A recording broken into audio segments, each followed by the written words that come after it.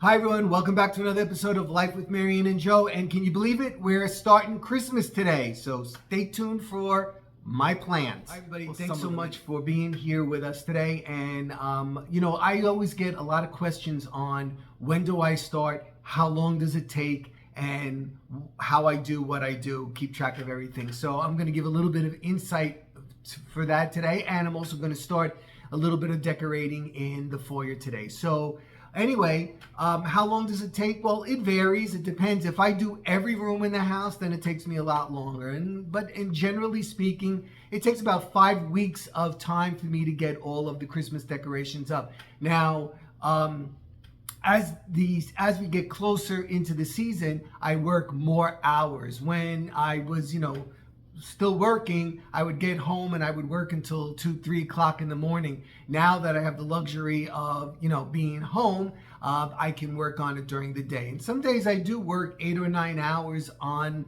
my Christmas decorating. So it's something that I like to do. It's therapeutic for me. Sometimes it does get hard, with all the aches and pains and stuff like that I have. But that's why I start so early. I can take it easy and enjoy what I'm doing.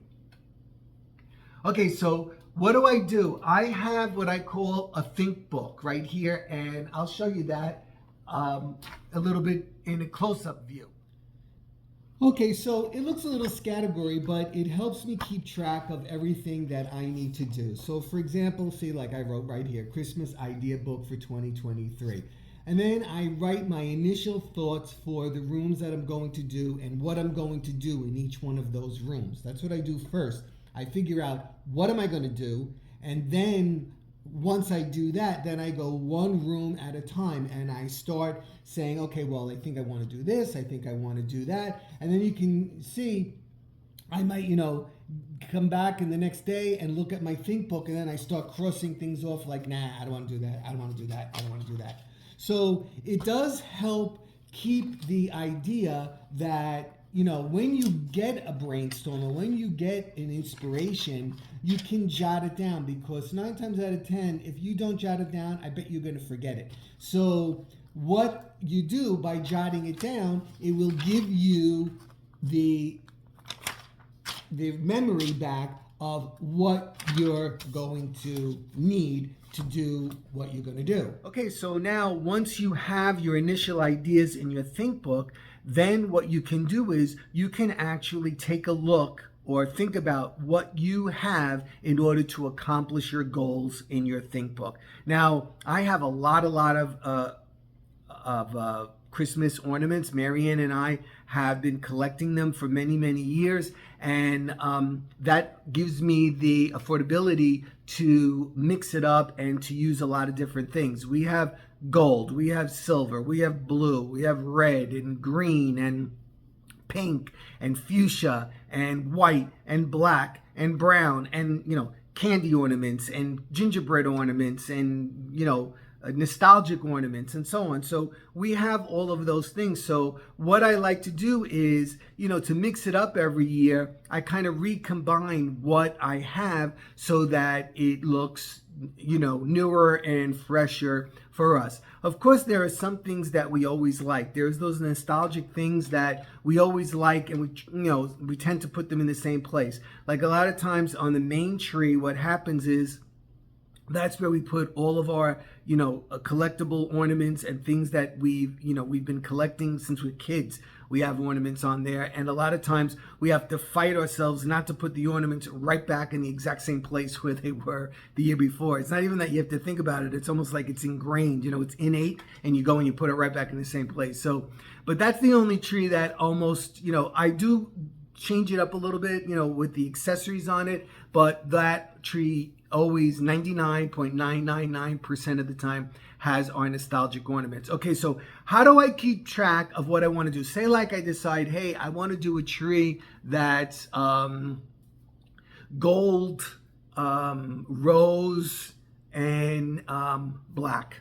How do I know what I have in order to fulfill that? So I'll show you that in a second. In order to know what I have, what I did was I created a list of everything that I have. Now, you can see what I did was I put the bin number that I have, and then I have what is in each one of those bins. Now, for Christmas, we have 69 bins.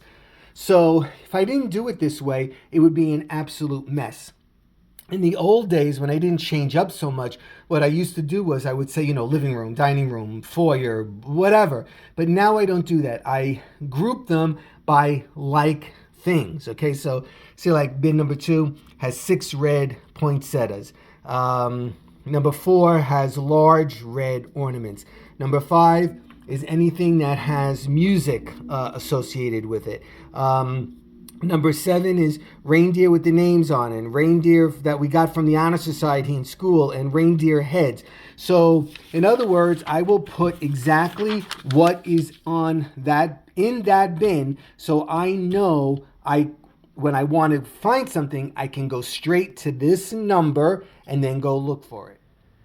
Okay, so then what I do is I come to my storage here, and you can see here's all the bins for Christmas, all in here and all back in here and so on. This is all Christmas, all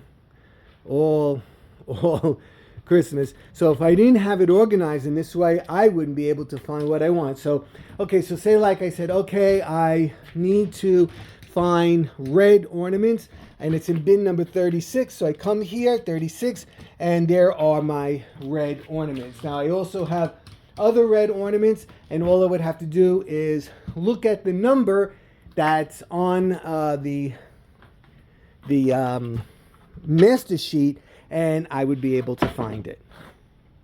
Okay, so then what I would do next is I would see whatever accessories I need in order to carry out the theme that I'm going to carry out, and then I can check through them, see how much I have, and do I need anything? This way I don't overbuy or overspend anything. So today I'm going to get started in the foyer, and I'm going to start prepping the area above the closets over here by the front door. Now, why am I doing that? Because it's kind of discreet, because it's up there and away, and I don't want people to think that that we're cuckoo.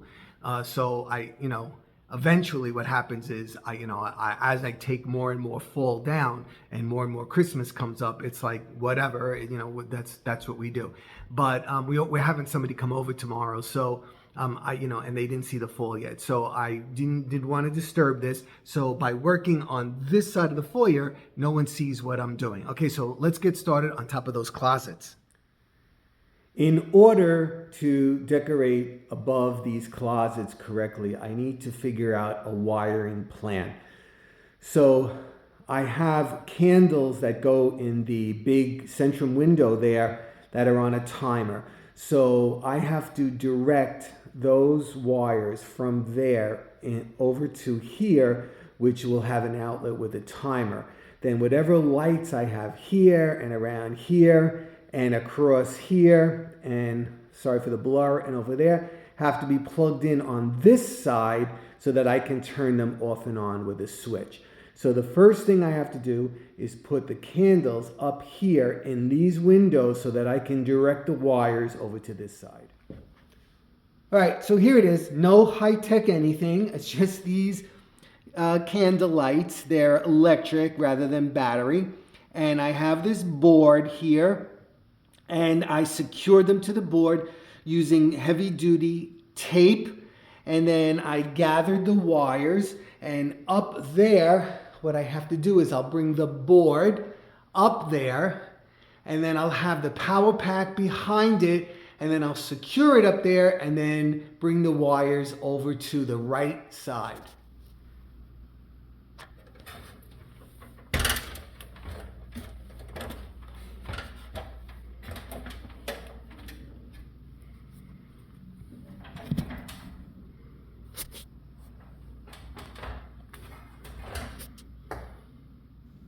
Okay, so I came up here to show you that the board is secured to the windowsill by wire. I do a nail and a wire, and it stops it from shimmying. And then I have a power strip up there that I put all the outlets into, and then I can, direct the wire over to the side. And that's what it looks like. Next up will be garland that I'm going to fluff on the floor.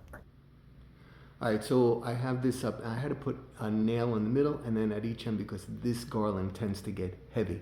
So I'm going to hang a wreath in the middle there, and then I'm going to put the lights in there, I think. Okay, everyone, so I hope that answered a few of your questions about how I decide what I'm going to do and how I store everything. Everybody's always curious, and they're like, how do you store all that stuff? Well, that's how I store it, and that's how I remember what I have too. Okay, thanks for stopping by. Don't forget, please subscribe. It's free. And give me a thumbs up and drop me a comment. Look for us in Facebook at Life with MaryAnn and Joe. And on Instagram, you can find me by designs by _Joe. Okay, take it easy. I'll be seeing you. Bye-bye.